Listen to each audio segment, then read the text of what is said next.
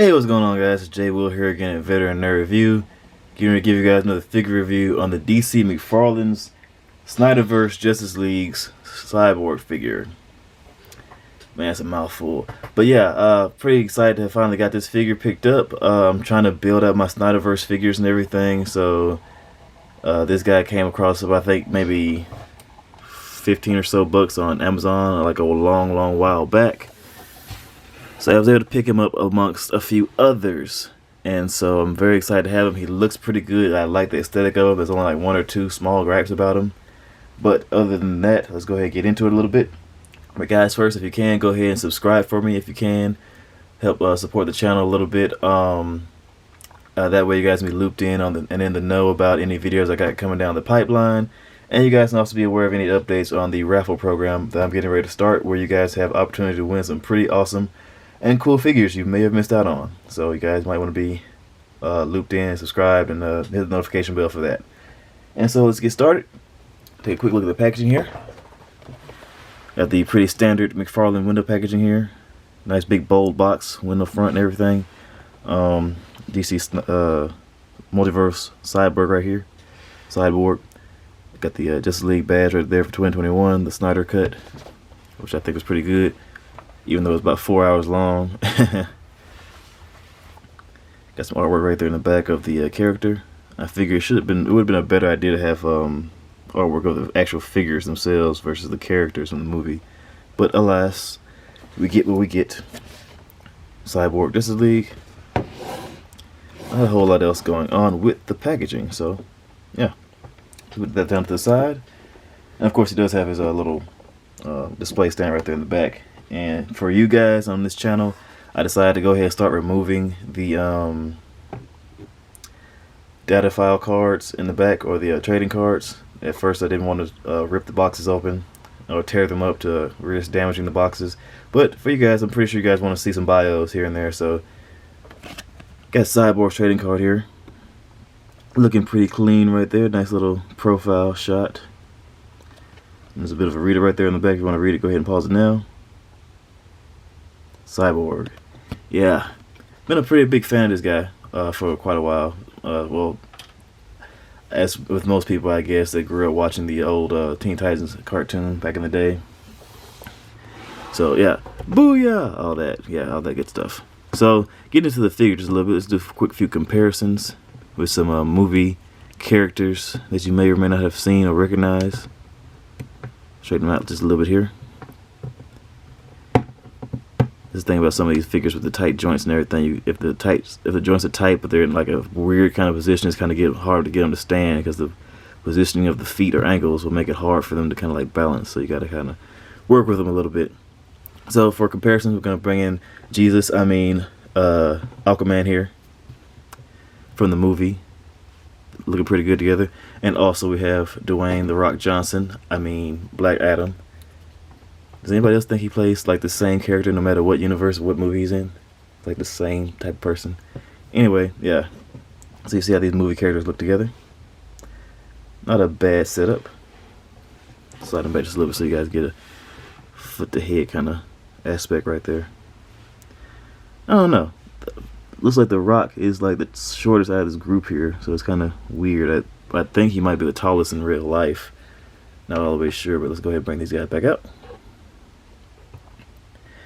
And for a comic book or cartoon style figure comparison, let's go ahead and bring in the Dark Knight Returns Superman. This big beefy guy. Don't fall on me. Then we also have the Endless Winter Green Lantern that I just used in another video. Pretty much just kind of using figures I got my my workstation right now to kind of do comparisons. So voila. See how those look. Bring them back out. And now let's get into the figure itself. He does come with a set of accessories. Well, not exactly a set. He comes with an alternate hand that he has equipped right here, which is like his energy proton cannon deal that he used on Henry Cavill's character in the movie when they resurrected him. And he also comes with, of course, his normal hand that just packs in right here at his on his forearm, because this piece right here is not articulated. that I'm aware of, and I've been playing around with for a little while. So yeah, but it rotates just a little bit on that peg though. But you can pop that back off, and then pop his arm back on. Oh, I think I got it on backwards. Hold on. Kind of want to line up the grooves there. There we go. So that way the bend is towards the front. But yeah, anyway, back to the figure itself. It does not come with any other accessories, which is kind of a bummer.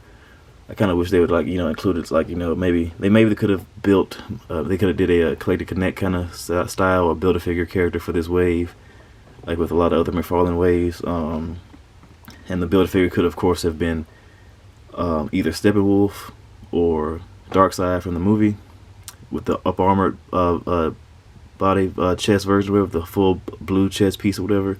Because the mass release version that they released was the one that didn't have the armor. He's kind of just bare chested from his appearance at the beginning of the movie, when he was facing the old gods and the armies and the Amazons and the Atlanteans and whatnot. So that was the mass release version. I have that version. I haven't reviewed it yet, but it's coming up, so stay tuned.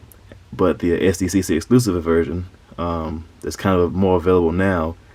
That one, I feel like, with the armored chest piece, should have been the Build-A-Figure / Collect and Connect version for the Justice League wave. But nevertheless, this figure does look very good. I like the highly detailed sculpt and design and everything. Excuse the alarms going on outside my house right now.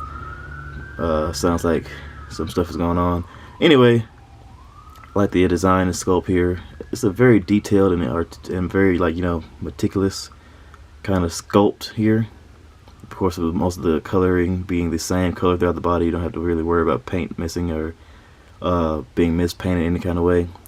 Just man, just look at the overall feel of this guy. He feels pretty good in your hand. One of the few gripes that I have about this figure is the fact that this diaper piece, as with most McFarlane figures, it's usually kind of like in a set place, where it's kind of like in between the hips and the waist right there, so that way it's not in the way too much. But this one's kind of just loose, like kind of just flopping around, kind of just like all over the place. And then if you let it sit or arrange a certain way, it'll drop and kind of just like leave that big huge gap right there. And you can just see all his innards right there, the inner workings and whatnot. So that could have been done a little bit better. I'm thinking about maybe just taking some glue or something and putting right there in the crotch piece, and kind of like just gluing this piece to the inner piece right there, so that way it kind of just stays in a fixed position. I don't know if it's like that for all prints of this character in this figure, but it's like that for mine. Because even that right there, having it glued up against his hips, inside up against the crotch on the inside, leaves like a big gap right there above his thighs. So I want to have it like a kind of a nice midway kind of point, to where it covers up the waist hole and the thigh holes above the thighs. But anyway, other than that, I think he looks pretty good everywhere else. Not too much else to complain about as far as I can tell. So let's get down to brass tacks, shall we? His head can look up that far. Would have been cool if they had included the alternate head where his face was completely armored and covered up when he was flying out the tunnels. Looks down that far. Side to side motion, of course. You get a good range of head tilt with this figure. I believe it's on a dumbbell joint. But I think McFarlane does better dumbbell joints in the necks than Marvel Legends does for some reason. So they get much better range of motion out of their dumbbell joints. Anyway, like I said, you get a good range of motion, a good wobble. You can wave his head all the way around right there on his ball joint. So that's pretty cool. The shoulder pieces are very soft plastic that are connected at the biceps, on the side of the biceps. So they move and go with the arm. So that's pretty cool. But yeah, shoulders move out to the side very far. Reach all the way up, all the way down. They can go all the way around. He has a butterfly joint that wobbles back and forth that far. That's pretty useful. Bicep cut, single jointed elbow that bends into about 90 degrees.